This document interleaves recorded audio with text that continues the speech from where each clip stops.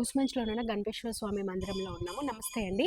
So, అంటే ఈ మన కూసుమంచిలో ఈ శివాలయం గురించి అయితే ప్రత్యేకంగా చెప్పాల్సిన అవసరం లేదు. ఎస్పెషల్ శివరాత్రి రోజైతే భక్తులతో పోటెత్తిపోతుంది.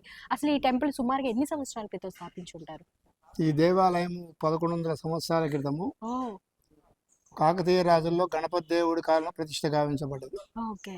అంటే స్వయంభువా? లేకపోతే ప్రతిష్ఠది. ప్రతిష్ఠించడం జరుగుతుంది. సో, అప్పటినుంచి కూడా భక్తులు అదే విధంగా రావటం, కొన్ని పూజలు వందల సంవత్సరాల కొన్ని నుండి వందల అజ్ఞాన పడి ఉన్నప్పుడు ఒక 25 ఏళ్ళని బట్టి 30 ఏళ్ళ బట్టి మనం నడుస్తుంది. ఓకే. మనదైతే ఇక్కడ. అంతకుముందు బంద్ అయింది చాలా. కొన్ని రోజులు బందయింది. సో, ఇప్పుడైతే ఇలా ఉంది. చెప్పు. విశేషంగా ఎలాంటి సమయాలలో భక్తులు ఎక్కువగా వస్తూ ఉంటారు? కార్తీక మాసము శివరాత్రి టైం. కార్తీక మాసం, శివరాత్రి టైంలో వస్తూ ఉంటారు. సో, ప్రత్యేకంగా అంటే ప్రతి ఒక్క దేవుడు కొన్ని కోరికలకి ప్రత్యేకంగా ఉంటారు. సో, ఇక్కడికొచ్చిన భక్తులకి ఏ భక్తుడు ఏ కోరిక అయితే కోరతాడో ఆ కోరిక తప్పనిసరిగా నెరవేరేటువంటి భోళా శంకరుడు మన శివుడు. మన శివుడు. ఓకే. అంటే అభిషేకాలు అలాంటివి భక్తులే ప్రత్యేకంగా చేసుకోవచ్చా? లేదంటే దానికి భక్తులు ప్రత్యేకంగా చేసుకోవచ్చు. అభిషేకాలు స్వయంగా వాళ్ళే చేసుకోవటం జరుగుతుంది. మీరు ఈ గుడి కమిటీ అండి? నేను కమిటీ కదండి. నా పేరు రామదాస్. నేను జూనియర్ అసిస్టెంట్‌గా ఇక్కడ చేస్తున్నాను. ఓకే. ఎన్ని సంవత్సరాలుగా చేస్తున్నారు సుమారుగా? అంటే ఇంతకుముందు ఒక 10 సంవత్సరాలు చేసా. తర్వాత మళ్ళీ జిఎల్ఎస్సి వెంకటేశ్వర టెంపుల్ చేసిన తర్వాత మళ్ళీ తిరిగి ఇక్కడికొచ్చాను. ఓకే. ఒక 6 మంత్ అవుతుంది నేనొచ్చి. ఓకే. ఈ దేవస్థానం యొక్క చరిత్ర చాలా చెప్పుకోదగింది. ఇది కాకతీయుల మహారాజులైన గణపతేశ్వర రాజు అనేవారు. ఇది కట్టేయడం వల్ల ఈ దేవస్థానాన్ని గణపేశ్వర స్వామి దేవస్థానం ప్లస్ తర్వాత శ్రామలింగేశ్వర అని కూడా పిలుస్తుంటారు. ఓకే. ఇది కోరిన కోరికలు తీర్చే దేవస్థానంగా అభివృద్ధి చెందడం జరిగింది. ఓకే. ఈ దేవాలయానికి అనేక మంది భక్తులు రావడం వల్ల మనకి ఎక్కువ నల్లగొండ కానీ, ఖమ్మం కానీ, కోదాడు కానీ, తర్వాత విజయవాడ నుంచి కూడా ఇక్కడ రావడం జరుగుతుంది. ఓకే. ఇక్కడ ప్రత్యేకత ఏంటంటే నెల రోజులు కార్తీక మాసం చేస్తారు. ఈ నెల రోజులు భక్తులు కోరిన కోరికలు తీర్చుకోవడానికి ప్లస్ దేవస్థానం పాత దేవస్థానం కాబట్టి పురాతన దేవస్థానం కాబట్టి ఈ దేవస్థానాన్ని అందరూ చాలా గౌరవించడం జరుగుతుంది. ఇప్పుడు శివరాత్రి ఆ టైంలో కూడా భక్తులు చాలా మంది వస్తుంటారు కదా. మరి వాటికి తగ్గ కార్యక్రమాలు ఎలా చేస్తూ ఉంటారు? ఎట్లంటే అన్నదాన కార్యక్రమం నిర్వహించడం జరుగుతుంది. అన్నదాన కార్యక్రమాలకి పెద్దవాళ్ళు ఉంటారు కదా, ఒక 15 వేల మందికి అన్నదాన కార్యక్రమం నిర్వహించడం జరిగింది. ఒకే వాళ్ళు పెడుతుందంటే ఒకళ్ళ ద్వారా చేస్తాం, లేదంటే 2-3 కలుస్తుందంటే వాళ్ళ ద్వారా కూడా ఈ వచ్చిన భక్తులకి అన్నం భోజనాలు ఏర్పాటు చేయడం జరుగుతుంది. ఇక్కడ సాంస్కృతిక కార్యక్రమాలు ఆ రోజు జరుగుతుంటాయి. భక్తులకి ఆలయకరంగా ఉండేటట్టుగా మేము వాళ్ళకి అనుకూలంగా ఏర్పాట్లు చేయడం జరుగుతుంది. ఆ క్యూలు అనేది ఏర్పాటు చేస్తాం ఆ రోజు. కట్టేస్తాం. భక్తులకి ఇబ్బంది కలగకుండా అన్ని లైన్లు ఏర్పాటు చేసేసి ఆ లైన్ల ద్వారా భక్తుల్ని దేవాలయానికి అలర్ట్ చేస్తాం. అట్లా చేయటం వల్ల కూడా వాళ్ళకు కూడా కొంతమందికి మంచి ఆనందకరంగా ఉంటుంది. ఆ తర్వాత అంతమంది భక్తులు వస్తున్నారంటే మనం కూడా వాళ్ళని కట్టడి చేయడం చాలా కష్టంతో కూడుకున్నటువంటి విషయం చెప్పాలి అంటే. తర్వాత ఈ షెడ్ ఏర్పాటు చేయడం వల్ల ఇక్కడికి వచ్చే వాళ్ళకి నీడగా కల్పించడం జరిగింది. తర్వాత ఈ పురాతన గుడి కాబట్టి ఈ దేవాలయాన్ని అందరూ చాలా గౌరవించడం జరుగుతుంది. ఈ దేవాలయ ప్రత్యేకతను కూడా తెలుసుకొని కూడా రావడం జరుగుతుంది. ఈ వాటర్ షాప్ల దేవాలయంలో అనేక మంది చెప్పుకుంటారు అనమాట. ఈ దేవాలయం దినదిన అభివృద్ధి చెందుతుందని చెప్పి రావడం జరుగుతుంది. పురాతనంలో ఈ దేవాలయంలో ఏం లేదు, ఒక రాళ్ళు తప్ప ఏం లేదు. పురాతన శాఖ వల్ల ఈ రాళ్ళు ఇవన్నీ ఒక అప్పట్లో రేణుకా సోదరి గారు ఉండేవారు, మంత్రిగా ఉన్నది. ఆ మంత్రిగా ఉన్నప్పుడు ఆ 2 వంటగది ఒకటి, తర్వాత హాల్ ఒకటి ఏర్పాటు చేయడం జరిగింది. తర్వాత ఇప్పుడు కూడా మన పొంగులేటి శ్రీనివాసరెడ్డి గారు 3 కోట్ల రూపాయలు ఇచ్చారు అన్నట్టుగా తెలిసింది. అభివృద్ధి పరంగా ఇప్పుడు ఆయన నియోజకవర్గమే కదా, దాని కిందకే వస్తది కదా. తర్వాత ఇక్కడ సింహద్వారం ఒకటి అక్కడ ఏర్పాటు చేస్తున్నారు.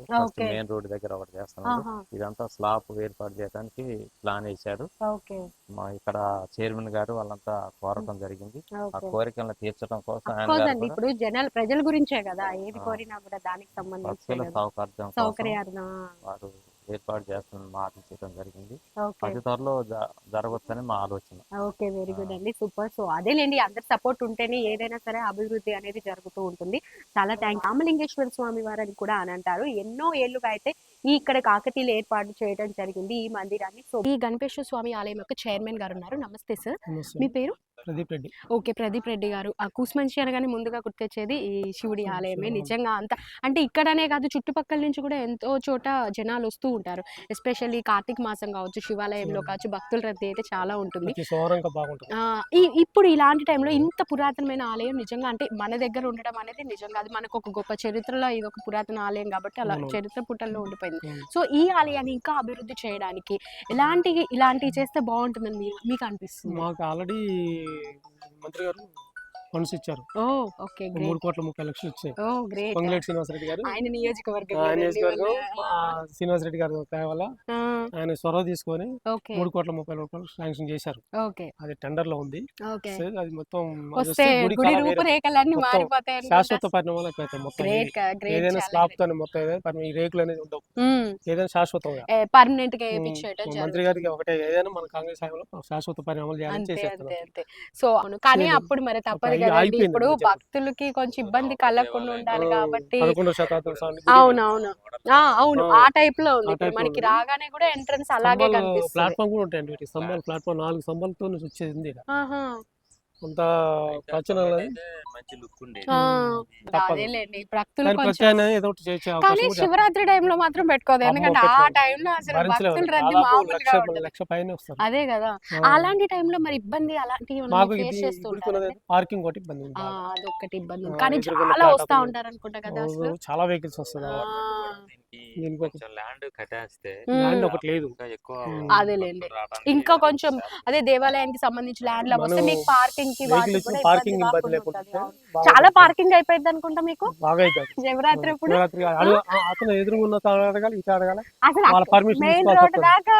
మాకు మెయిన్ రోడ్ ట్రాఫిక్ బాగుంటది. కానీ పోలీస్ తప్పదు కదండి మరి దానికి మా పోలీస్ దేవుడి- సహకారంతో కూడా బాగా నడుస్తుంది. తప్పదు కదండి. ఇప్పుడు అందరూ సహకరిస్తేనే ఆ రోజు మన ఆ పండగ రోజు చేసుకోవాలి. మనం పండగ చేసుకోగలం. ప్రతి చుట్టుపక్కల వాళ్ళు కానీ పక్కన వాళ్ళు దేవుడి పనే కదా, దేవుడి కార్యమే దేవుడి కదా. పండుగ కార్యక్రమం మనం సంతోషకరంగా చేసుకోవాలంటే అందరూ అందరూ సహకరించాల్సిందే.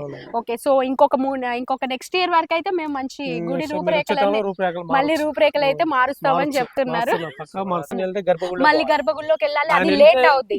ఇక్కడ ఉన్న వాళ్ళకి యాక్చువల్లీ మనకి ఆ టికెట్స్ కంటే కూడా సామాన్య ప్రజలు ఎక్కువగా వస్తారు. వాళ్ళని దృష్టిలో పెట్టుకోవాలి. 100 రూపాయల టికెట్ దర్శనం చేసుకుంటాం తప్ప లోపలికి అంతేలే. ఎంట్రీ లేదు. ఆ రోజు అప్పట్లో కష్టం కార్తీక లేదు. మాసం శివరాత్రి శివరాత్రి రోజు 2 రోజులు మాత్రం అభిషేకం దర్శనం కష్టం. లేదు. దర్శనం అంటే ఆపరేషన్ కింద చేసుకుంటాం. దూరం నుంచి దర్శనం. ఓన్లీ ఎంట్రన్స్ ముందు దర్శనం లేదు. అదేలేండి. తిరుపతి లోపలికి లాగా. వెళ్ళి లోపలికి ఇక లాగా. ప్రశాంతంగా చేసుకోవాలి. అభిషేకాలు అంటే కింద, ఇలాంటి కింద. టైంలో రావాలా? అభిషేకం కింద ఉంది. ఓహో అక్కడ. కింద శివలింగాలు కింద అభిషేకాల కార్యక్రమం చేసుకోవచ్చు. గురించి అడిగారు కదా, ఉమ్, ఆ గుడిలో 3 శివలింగాలు ఉన్నాయి. తిరుమల అంటే 3 లింగాలు ఉన్నాయి. ఓకే. ఫీలింగ్ మూడు చేసుకోవాలి. లింగాలల్లా ఆ, 2 లింగాలు ధ్వంసం చేశారు. Okay okay okay. ఒకటి ఉన్నది ఇక్కడ పెట్టాం. అది గ్రీన్ ఇక్కడ కలర్ రాయి. తీసుకొచ్చి పెట్టారా? Okay okay okay. వాళ్ళు అప్పట్లో కాకతీయ రాజులు ఏదో అందులో గోల్డ్ పెట్టారు. కింద ఆధారాల కింద బంగారం పెడతారని చెప్పి అదేలేండి. అవి ఉంటారు కదండి ఎవరో ఒకరు ఏదో దేవుడి కింద ఏదైనా ఉంటాయేమో అని. మన దగ్గర ఆహా. విగ్రహాలు కూడా బాగుపెట్టారు. నంది విగ్రహం బాగుపెట్టారు. అయ్యో, ఒక పక్కన ఈ పెట్టారు. పురాతన ఆలయాలు కదండి. ఇదే ఇలాగే ఉంటది. నంది సెక్యూరిటీ లోపల ఏదైనా బంగారం పెడతారని చెప్పి నిధులు లాంటివి పెట్టి శక్తి ప్రతిష్ఠించేటప్పుడు పెడతారని పెడతారేమోనని. చెప్పి పగల కొడతారు. ఓ, కొట్టి తీస్తారు. అక్కడ. ఉమ్. Okay okay okay. దానికి కూడా ఒక దారి ఒకటి ఏర్పాటు చేయాలని ఏర్పాటు చూస్తున్నాం. చేయాలి. నా ఏమలో అయితే చేసి వెళ్ళి పెడతా. ఓ, ఇక్కడ గ్రేట్. నుంచే ఈ మన షాప్ అతనే ల్యాండ్ ఆహా. మనకి దానికి దారి లేదా ఇప్పుడు? లేదు దారి. అంటే దీనికి దానికి ఏంటి సంబంధం? ఇది ఒకప్పుడు ల్యాండ్ మొత్తం గుడిదే. ఆహా, ఆ గుడికి ఈ గుడికి ఏంటి అది సంబంధం? త్రిలింగేశ్వర ఆలయం. Srilingeshwara. Okay okay okay. So దానికి దీనికి ఇది పెట్టారు. ఇది అది ఆ రోజు ఎందుకు ఆగిపోయింది కానీ లేకపోతే ఇదంతా ఒక గుడి ఒక వెయ్యి స్తంభాల గుడి లాగా వెయ్యి స్తంభాల గుడి. మేబీ మధ్యలో ఏదో అనివార్య కారణాల వల్ల ఆగిపోయి ఉండొచ్చు. శిల్పి అతను చనిపోయి గుడి రూపురేఖలు అయితే మారిపోతాయని చెప్పేస్తున్నారు. సో చూడాలి అంటే ఇంకా బాగా అభివృద్ధి చెందాలి. ఎందుకంటే ఎన్నో వందల ఏళ్ల సంవత్సరాల చరిత్ర కలిగిన ఇలాంటి టెంపుల్స్ ని మనం చాలా జాగ్రత్తగా కాపాడుకుంటూ రావాలి. ఎందుకంటే మన ముందు తరాలకి మనం చూపించుకోవడానికి చూపించాలి కదా. ఇక్కడతో ఆగిపోవద్దు. ఇలాంటి దీన్ని సెక్యూర్ చేస్తేనే ముందు తరాలకి తెలుస్తుంది. ముందు తరాలకు ఉపయోగపడుతుంది. ఇప్పటికే చాలా వరకు చరిత్రలో ఇదైపోయాయి. సో ఉన్న వాటినైనా మనం చాలా జాగ్రత్తగా వాటిని కాపాడుకోవాల్సిన బాధ్యత మనం కూడా దాన్ని అలాగే కాపాడుకుంటూ రావాలన్నమాట. ఓకే అండి, థ్యాంక్ యూ సో మచ్. అవును, మనం రేపు తరాల కోసం మనం కాపాడుకోవాలి. ఎందుకంటే ఆ తరాన్ని కాబట్టి. థ్యాంక్ యూ అండి, చాలా మంచి ఇన్ఫర్మేషన్ ఇచ్చారు. Thank you so much.